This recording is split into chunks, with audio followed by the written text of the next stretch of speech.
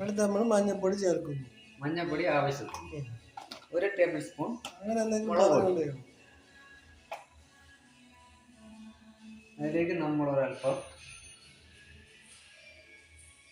Mix ചെയ്യാനായിട്ട് ഒരല്പം വെളിച്ചെണ്ണ, അല്പം സ്വല്പം കൂടി പോയി കഴിഞ്ഞാൽ കൂടുതലായിരിക്കും. അത് നമ്മൾ കൈ നന്നാക്കി കഴിയും. പ്രേക്ഷകർക്ക് നല്ല കാണാൻ വേണ്ടി ശ്യാമ പറഞ്ഞ പൊരിച്ചില്ല കളം പറയുന്നത് മസാല തേച്ചില്ലെന്ന് പറയുന്നത്.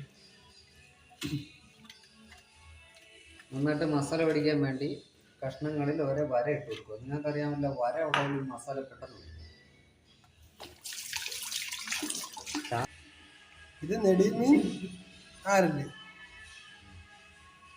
ഇത് വാള, ചൊട്ടാ വാള.